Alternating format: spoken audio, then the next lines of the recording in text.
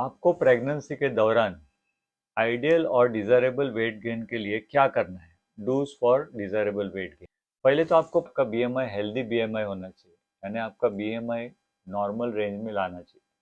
अगर आप ओवरवेट है तो आप वेट कम करके प्रेगनेंसी के पहले वेट कम करके नॉर्मल हेल्दी बीएमआई में आ सकते हैं। अगर ज़्यादा नहीं तो कम से कम 5 या 10% वेट कंट्रोल करने से भी आपका प्रेग्नेंट होने का चांसेस भी बढ़ जाता है और प्रेगनेंसी में कॉम्प्लिकेशन होने का चांसेस भी कम हो जाता है। प्रेगनेंसी के शुरुआत में यानी पहले 10 हफ्ते में, एलएमपी से 10 हफ्ते में आपका बीएमआई कितना है आपको स्टडी करना है, आपको फाइंड आउट करना है।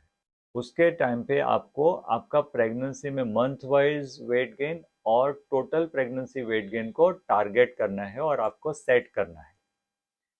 जब भी आप हर विजिट में एंटेड विजिट में डॉक्टर के पास जाए तो आपका वेट चेक करना है और आपका वेट गेन नॉर्मल है, कम है या ज़्यादा है वो ध्यान रखना है। और अकॉर्डिंगली आपको आपका लाइफस्टाइल चेंज करना है, डाइट, एक्टिविटी, रेस्ट इनको बैलेंस करना है। सो आपका डाइट कैसा होना चाहिए? पहले तो आपको हेल्दी फूड प्रिफर करना चाहिए। नाश्ते में यानी सुबह के ब्रेकफास्ट में आप low fat milk, skim milk या तो फिर पॉरिज यानी खीर ले सकते हैं। स्नैक्स यानी बीच बीच में नाश्ता अगर आप करते हैं तो उसमें आप कोई कोई फ्रूट है जैसे एप्पल हो गया, ऑरेंज हो गया, मौसम्बी हो गया, ऐसे फ्रूट्स या इवन वेजिटेबल्स या सलाड्स ले सकते हैं। आपको अगर डेयरी प्रोडक्ट लेना है तो लो फैट मिल्क लीजिए, लो फैट चीज़ लीजिए और लो फैट योगर्ट आप ले सकते हैं ताकि आपको प्रोटीन अच्छे से मिले। अगर आप हेल्दी फूड लेते हैं, गुड फूड लेते हैं तो आपको क्रेविंग्स कम होगा और आप अननेसेसरी खाने से बच पाएंगे और अननेसेसरी शुगर और ऑयल और फ्राइड फूड आप लेंगे नहीं।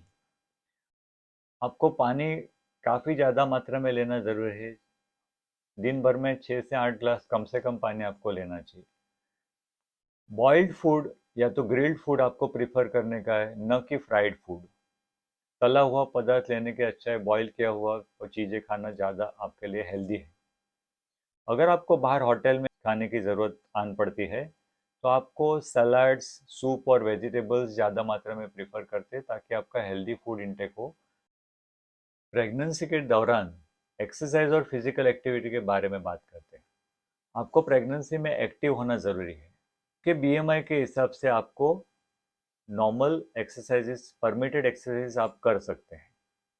अगर आपको कोई कॉन्ट्राइंडिकेशन नहीं है यानी प्रीमेच्योर डिलीवरी या इनकॉम्पिटेंट सर्विस ऐसा कोई प्रॉब्लम नहीं है तो आप रेगुलर एक्सरसाइजेस कर सकते हैं।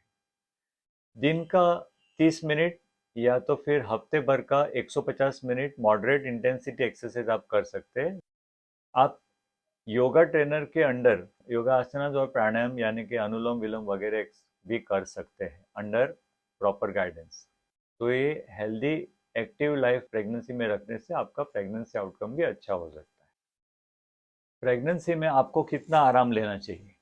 अगर आप होम मेकर है, दिन में 2 घंटा और रात में 8 घंटा का नींद आपके लिए उचित है।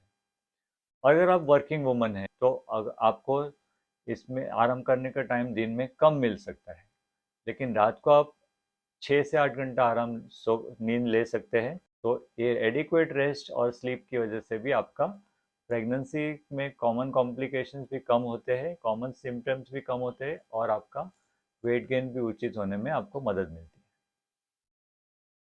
हेल्दी वेट गेन प्रेगनेंसी में करने के लिए आपको क्या नहीं करना है?